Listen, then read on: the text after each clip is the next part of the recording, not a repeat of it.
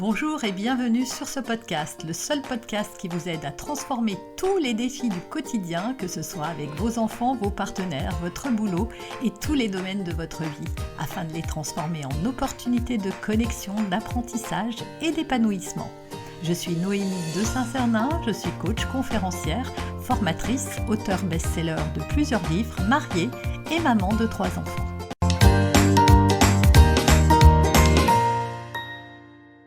Bonjour et bienvenue à tous dans ce nouvel épisode de notre podcast. Aujourd'hui, nous allons plonger dans un sujet qui fait couler beaucoup d'encre et suscite des débats passionnés, l'éducation positive. Vous savez, cette approche basée sur la bienveillance, le respect et la valorisation de l'enfant. Une véritable révolution pour certains, un concept utopique pour d'autres, et puis une véritable ineptie pour d'autres encore. Alors l'éducation positive, est-ce vraiment une bonne idée ? Nous allons explorer ensemble ses fondements, ses bienfaits, mais aussi ses limites. Et bien sûr, tout cela avec un soupçon d'humour et beaucoup de bienveillance pour vous, parents, qui faites déjà de votre mieux chaque jour. Alors, qu'est-ce que l'éducation positive ? Avant de juger si l'éducation positive est une bonne idée, il faut comprendre de quoi il s'agit, de quoi on parle. Elle a été inspirée des travaux de psychologues comme Jan Nielsen ou Daniel Siegel. L'éducation positive, elle repose sur 3 piliers principaux. Premièrement, la bienveillance et le respect mutuel. Il s'agit de guider l'enfant sans recours à la violence physique ou verbale. Deuxièmement, la valorisation des compétences de l'enfant, c'est l'encourager plutôt que critiquer pour arriver à renforcer l'estime et la confiance en soi. Et enfin, la recherche de solutions plutôt que la punition. L'objectif est de responsabiliser l'enfant et pas de le culpabiliser. Et pour les sceptiques, rappelons que cette approche s'appuie sur des études sérieuses. Par exemple, une étude de l'American Psychological Association montre que les enfants élevés dans un environnement bienveillant développent davantage d'empathie et de compétences sociales. En clair, l'éducation positive, c'est pas laisser son enfant faire tout et n'importe quoi, et c'est pas une anarchie avec des paillettes. Alors, quels sont les bienfaits de l'éducation positive ? Le premier bienfait, c'est de renforcer le lien parent-enfant. En adoptant une communication bienveillante, vous allez créer une relation de confiance avec votre enfant. Selon une étude de l'université de Harvard, les enfants ayant des relations solides avec leurs parents sont moins susceptibles de souffrir d'anxiété ou de dépression. Second bienfait, c'est de favoriser l'autonomie et la responsabilité. En impliquant les enfants dans la recherche de solutions, vous leur apprenez à prendre des décisions et à gérer leurs émotions. Par exemple, au lieu de dire « range ta chambre tout de suite », vous pouvez demander « comment pourrais-tu organiser ta chambre pour que ce soit plus agréable pour toi ?» Le troisième bienfait, c'est de réduire les conflits familiaux et je suis sûre que vous serez d'accord avec moi, c'est un des principaux challenges de tous les parents. Une communication qui va être basée sur l'écoute active et l'empathie, ça permet de désamorcer de nombreux conflits. Une autre étude de l'Université de Californie a montré que les familles adoptant l'éducation positive rapportent 30% de conflits en moins par jour. Et enfin, c'est d'encourager un développement émotionnel sain. Les neurosciences le confirment, un environnement sécurisant, ça favorise le développement du cortex préfrontal, cette zone du cerveau responsable de la gestion des émotions et de la résolution de problèmes. Vous voyez, avec l'éducation positive, on n'élève pas seulement des enfants, on construit des petits chefs d'orchestre émotionnels. Et nos émotions, c'est fondamental. En fait, c'est vrai qu'on s'occupe avec nos enfants beaucoup de leur faire acquérir des compétences scolaires notamment, mais également musicales, sportives ou autres. Mais quel parent s'inquiète du développement émotionnel de son enfant ? C'est un terrain sur lequel on commence à mettre un petit peu le doigt avec ce fameux livre de Jack Coleman sur l'intelligence émotionnelle qui montre qu'en fait, une meilleure gestion de ses émotions permet d'être un adulte plus heureux, plus responsable et aussi avec de meilleures relations avec les autres. Et quand on sait que le bonheur est directement lié à la qualité de nos relations, eh bien l'intelligence émotionnelle, c'est une compétence qu'on devrait tous développer et qu'on devrait développer donc chez nos enfants.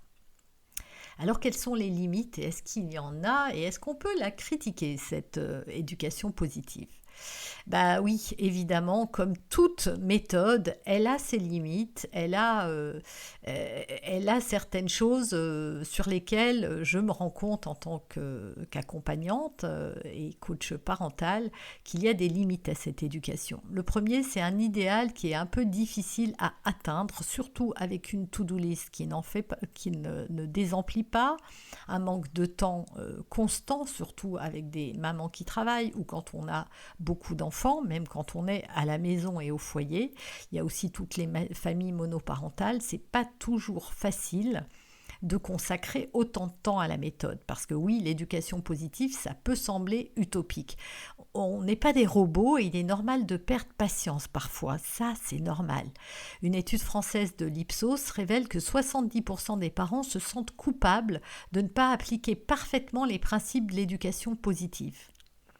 Alors moi je vous le dis, aucun parent n'est parfait et c'est parfaitement normal.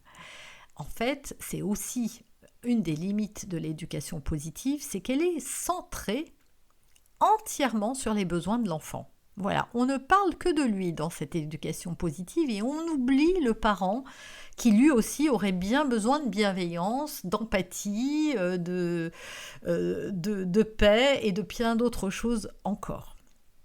Il y a aussi des attentes qui sont parfois démesurées. Certains parents peuvent ressentir une pression immense à vouloir tout faire à la perfection. Le risque, c'est de s'épuiser et de perdre le plaisir d'être parent, quand ce n'est pas en plus le fait de se dire qu'on est nul et ça fait perdre confiance en soi en se disant qu'on on n'y arrive pas, que c'est pourtant simple et pas facile à appliquer. Oui, mais encore une fois, rappelez-vous ce que je vous ai dit tout à l'heure, aucun parent n'est parfait et c'est parfaitement normal. Enfin, les enfants doivent aussi apprendre les frustrations. Et c'est ça qui me dérange peut-être encore plus que le fait de culpabiliser les parents ou de ne pas s'intéresser à eux. C'est qu'on oublie que dans toute éducation, la frustration, c'est ce qui permet aussi de se dépasser. Alors évidemment, l'éducation positive, elle ne signifie pas qu'il faut tout accorder ou ne pas avoir de limites. Elle inclut évidemment l'idée d'apprendre à gérer les frustrations, car elles font partie de la vie. Mais ça peut être difficile à mettre en pratique pour certains, et quand l'enfant transgresse finalement les règles de la maison, etc., bien à un moment, il va falloir agir.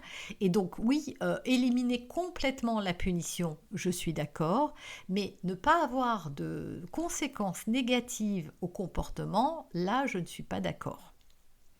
Il me semble, et je le vois dans les accompagnements que je fais, que l'enfant a besoin vraiment d'empathie, c'est sûr, de bienveillance, de compréhension, d'écoute et de plein d'autres choses.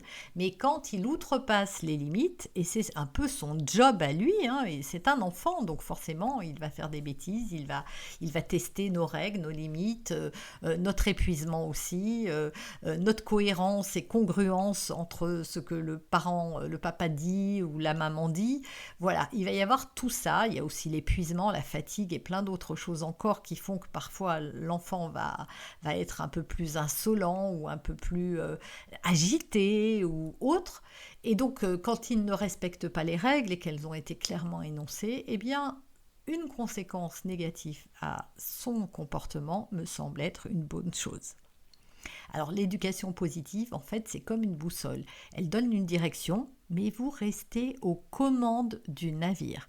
C'est-à-dire que personne ne peut vous dire ce qu'il faut faire ou ne pas faire avec votre enfant. Pas même moi, pas même le plus grand spécialiste sur cette terre. Il y a une part de votre responsabilité et de ce que vous avez envie, vous, en tant que parent, de transmettre. Alors bien sûr, il ne s'agit pas de maltraiter ses enfants, mais de s'écouter aussi pour savoir si ça colle vraiment avec quelque chose avec lequel on est à l'aise ou pas. Alors comment l'appliquer au quotidien et sans pression, cette éducation positive ? Eh bien, commencez par des petites actions. Pas besoin de transformer votre foyer en laboratoire de psychologie positive du jour au lendemain. Par exemple, introduisez des moments d'écoute active chaque soir. Comment s'est passée ta journée ? Acceptez vos imperfections. Personne n'applique l'éducation positive à 100% et c'est très bien ainsi. Les enfants apprennent aussi en voyant que leurs parents peuvent se tromper et s'améliorer. Et enfin, entourez-vous de ressources. De nombreux livres, podcasts et formations existent pour vous accompagner. Par exemple, un livre très connu, mais Parler pour que les enfants écoutent, écouter pour que les enfants parlent. C'est un classique incontournable. En résumé, l'éducation positive est une approche qui favorise la bienveillance et le respect mutuel. Elle n'est pas parfaite, mais elle offre des outils précieux pour construire une relation parent-enfant épanouissante. L'essentiel, c'est d'avancer à votre rythme avec vos propres valeurs. Merci d'avoir été avec moi aujourd'hui. Si cet épisode vous a plu, n'hésitez pas à le partager. Prenez soin de vous et de vos petits explorateurs de la vie. À très bientôt pour un nouvel épisode. Vous avez aimé ce podcast? Retrouvez-moi sur mes réseaux, Noémie de Saint-Cernin, sur YouTube et Instagram en vidéo, sur mon site internet pour des articles ou pour aller encore plus loin et suivre mes accompagnements. Des milliers de parents ont testé mes méthodes. Pourquoi pas vous?